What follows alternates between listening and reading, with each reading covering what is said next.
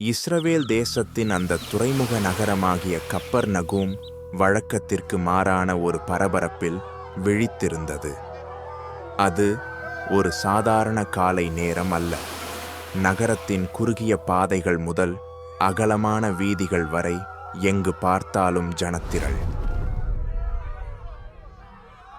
கடல் அலையைப் போல எல்லா திசையிலிருந்தும் மக்கள் அந்த ஒருவரை நோக்கி விரைந்து வந்து கொண்டிருந்தார்கள். அங்கு கூடியிருந்த ஒவ்வொருவர் கண்களிலும் ஒரு ஏக்கம் இருந்தது. அவர்தான் இயேசு. அவருடைய ஒவ்வொரு வார்த்தையும் அமுதமெனத் தெரிந்ததால் அதை கேட்க விரும்பியவர்கள் ஒரு பெரிய கூட்டமாக அவரை சூழ்ந்து கொண்டனர். ஜனக்கூட்டம் ஒரு பெரும் வெள்ளத்தைப் போல இயேசுவைச் சுற்றி நெருக்கிக் கொண்டே நகர்ந்தது.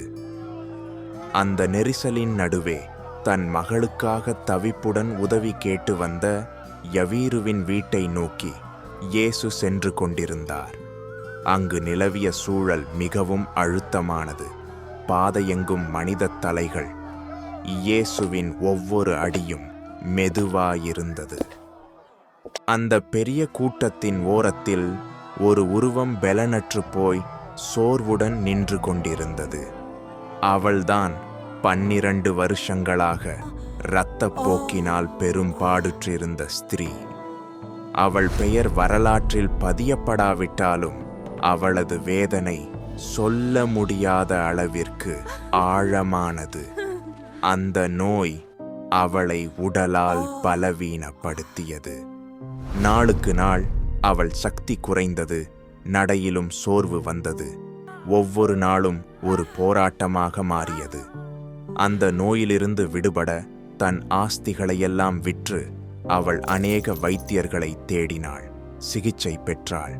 ஒருவரிடம் இருந்து இன்னொருவரிடம் சென்றாள். அநேக வைத்தியர்களால் மிகவும் வருத்தப்பட்டு அவள் மிகவும் துன்பப்பட்டாள். தன் ஆஸ்திகளையெல்லாம் செலவழித்தாள். ஆனாலும் குணமடையவில்லை. நிலைமை மேலும் மோசமடைந்தது. நோயின் வேதனை ஒரு புறம் இருந்தாலும் அதைவிட கனமானது மனிதர்களின் புறக்கணிப்பு. அந்த நாட்களில் இப்படிப்பட்ட இரத்தப்போக்குள்ளவர்கள் சுத்தமற்றவர்கள் என்றும் தீட்டுள்ளவர்கள் என்றும் கருதப்பட்டார்கள். இதுவே அவளது வாழ்வை நரகமாக்கியது. அவள் அருகே செல்லாதீர்கள், அவள் தீட்டுள்ளவள். இல்ல இல்ல, கொஞ்சம் நான் சொல்வதை கேளுங்கள் என்று பலர் அவளை தூரம் வைத்தனர். அவள் அருகில் வர யாரும் விரும்பவில்லை. அவள் மேனி பட்டால் தாமும் தீட்டாகிவிடுவோம் என்று மக்கள் அஞ்சினர். திரண்டிருக்கும் அந்த கூட்டத்தில் கலப்பது அவளுக்கு எளிய காரியமல்ல. 1000 மக்கள் நடுவே இருந்தும் அவள் ஒரு தீவில் இருப்பதைப் போல தனிமையில் வாழ்ந்து வந்தாள். உடல் நோயால் சிதைந்தது ஒரு புறம் என்றால், அந்த புறக்கணிப்பால் அவளது உள்ளம் ஆழமாக காயமடைந்தது. இந்த பெரும்பாடுள்ள ஸ்திரீ எப்படி அந்த கூட்டத்தில் அசைக்க முடியாத விசுவாசத்தோடு வந்தாள்? பின்னோக்கி செல்வோம், வாருங்கள், நான் சொல்லுகிறேன், கவனியுங்கள். அந்த காரிருள் சூழ்ந்த நாட்களில் ஒரு செய்தி மின்னலாய் அவள் காதுகளில் விழுந்தது. இயேசு என்கிற போதகர் அநேகருக்கு சுகமளிப்பதையும் அற்புதங்கள் நடைபெறுவதையும் குறித்து நகரமெங்கும் செய்தி பரவியது. அவள் வீதிக்கு வர அஞ்சியவள்தான். ஆனாலும் சுவர்களின் மறைவிலும் அண்டை வீட்டார் பேச்சிலும் அந்த பெயர் திரும்ப திரும்ப ஒலித்தது. நோயாளிகள் குணமடைகிறார்கள், துன்பப்பட்டவர்கள் விடுதலை பெறுகிறார்கள். அவர்தான் மேசியா, அவர்தான் இயேசு என்று ஜனங்கள் பேசுவது அவள் செவியிலும் விழுந்தது. மற்றவர்கள் அதை ஒரு அதிசயமாக பார்த்தார்கள். ஆனால் மரண விளிம்பில் இருந்த இவளோ அதை ஒரு இரட்சிப்பாக பார்த்தாள்.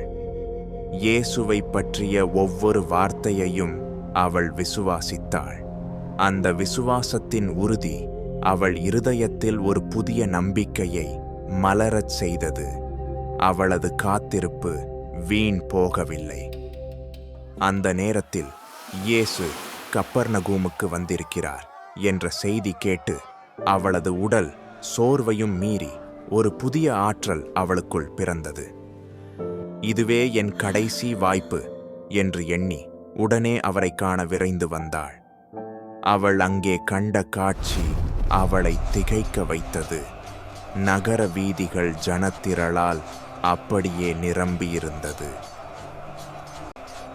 இந்த நெரிசலில் அவரை அணுக முடியுமோ என்று அவள் ஒரு கணம் தயங்கினாள். உடல் பலவீனமும் தீட்டு என்ற சமூக பயமும் அவளை பின்னுக்கு இழுத்தன. ஆனால் அடுத்த நொடி அவள் உள்ளம் உறுதியானது. ஒரு விசுவாசம் அவளுக்குள் எழுந்தது. நான் அவருடைய வஸ்திரத்தின் ஓரத்தை தொட்டாலே சுஸ்தமாவேன். இதுதான் அவள் உள்ளுக்குள் சொல்லிக் கொண்ட விசுவாச வார்த்தை. அந்த அசைக்க முடியாத நம்பிக்கையோடு ஜனக்கூட்டத்திற்குள் ஒரு நிழலைப் போல பின்னால் நெருங்கி வந்தாள். ஜனங்கள் ஒருவரை ஒருவர் இடித்துக்கொண்டு முன்னேறினர்.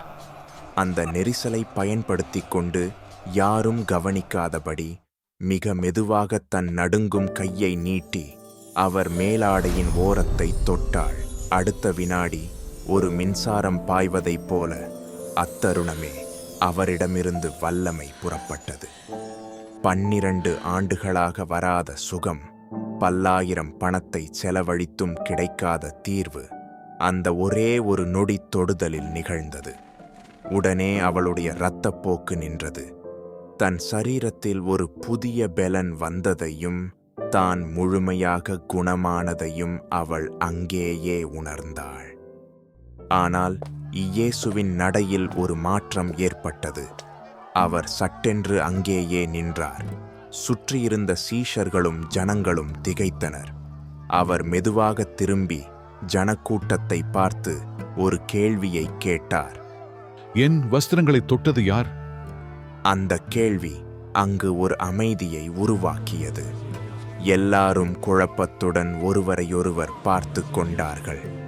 அங்கே ஒருவரை ஒருவர் இடித்து தள்ளும் அளவுக்கு நெரிசல் இருக்கும்போது இப்படி ஒரு கேள்வியா? சீஷர்களுக்கு இது விந்தையாக தெரிந்தது. பேதுருவும் மற்றவர்களும் முன்வந்து, ஆண்டவரே, திரளான ஜனங்கள் உம்மை 4 புறமும் நெருக்கிக் கொண்டிருக்கிறதை நீர் கண்டும் என்னை தொட்டது யார் என்று கேட்கிறீரே என்றார்கள். சீஷர்களின் பார்வையில் அது ஒரு தற்செயலான உரசல்.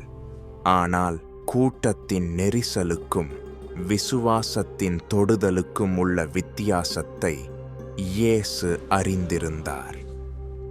அவர் மெல்லிய, அதே சமயம் உறுதியான குரலில் சொன்னார், என்னிலிருந்து வல்லமை புறப்பட்டதை அறிந்திருக்கிறேன். ஒருவர் என்னை தொட்டதுண்டு. இயேசுவின் பார்வை அந்த ஜனத்திரளுக்குள் தேடிக்கொண்டே இருந்தது. அவர் கேட்டது அறியாமையினால் அல்ல, மறைவாக பெற்ற சுகம் ஒரு பகிரங்கமான சாட்சியாக மாற வேண்டும் என்பதற்காகவே. அப்போது கூட்டத்தின் நடுவில் இனி மறைந்திருக்க முடியாது என்பதை உணர்ந்த அந்த ஸ்திரீ பயத்தோடு மெல்ல அடியெடுத்து வைத்தாள். 12 ஆண்டு கால புறக்கணிப்பால் வந்த அச்சம் அவளை ஆட்கொண்டது. நடுங்கிக் கொண்டே இயேசுவின் முன்பாக வந்து தாழ விழுந்தாள். அவள் முகத்தை பார்த்தவர்களுக்கு ஒரு பெரிய மாற்றம் தெரிந்தது. அவள் கண்களில் ஆண்டுகளின் துன்பம் நீங்கிய இன்பமும், அதே நேரத்தில் இறைவனின் முன் நிற்கிறோம் என்கிற பயபக்தியும் தெரிந்தது. கண்ணீர் நிறைந்த கண்களுடன் தான் ஏன் அவரை தொடத் துணிந்தாள் என்கிற காரணத்தையும், அந்த ஒரு வினாடியில் தன் சரீரத்தில் ஏற்பட்ட சுகத்தையும் அங்கே நின்ற அத்தனை ஜனங்களுக்கும் முன்பாக விவரிக்கத் தொடங்கினாள். உண்மையில் அவள் ஒரு ஓரத்தில் அமைதியாக மறைந்து நிற்கவே விரும்பினாள். ஆனால் அந்த தனிமையான தொடுதலை ஒரு உலகளாவிய சாட்சியாக மாற்றவே இயேசு அவளை முன்வரச் செய்தார். அவளது சுகம் வெறும் சரீரத்தோடு நின்றுவிடாமல் அவளது கௌரவத்தையும் மீட்டெடுக்க அவர் விரும்பினார். இயேசு அவளை கோபத்தோடு பார்க்கவில்லை. மாறாக ஒரு தகப்பனின் கனிவோடு அவளை நோக்கிச் சொன்னார். மகளே, திடன்கொள், உன் விசுவாசம் உன்னை ரட்சித்தது. நீ சமாதானத்தோடே போ. 12 ஆண்டுகளாக அவளை பயம் துரத்தியது.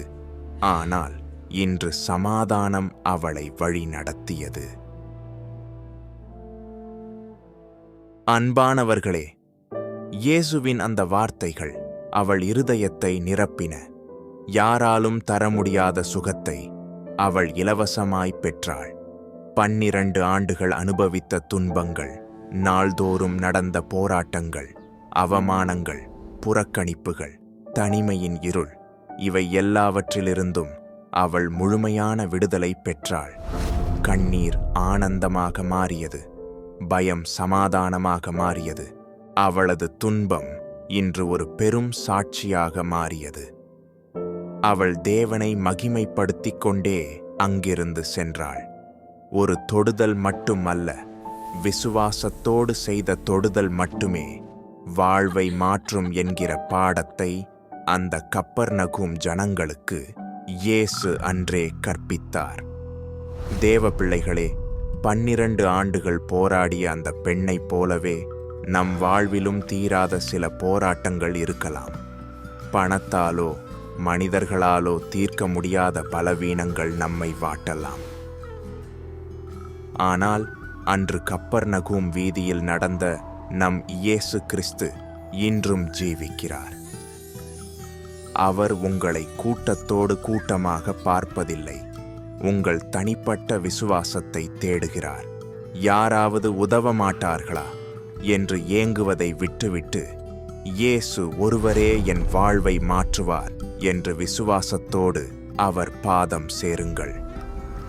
மறைந்து கிடக்கும் உங்கள் கண்ணீரை அவர் துடைத்து உலகிற்கு முன்பாக உங்களை ஒரு வெற்றியின் சாட்சியாக நிறுத்துவார். விசுவாசத்தோடு அவரை தொட நீங்கள் தயாரா? உங்கள் விசுவாசம் உங்களை ரட்சிக்கும். சமாதானத்தோடே போங்கள். ஆமேன்.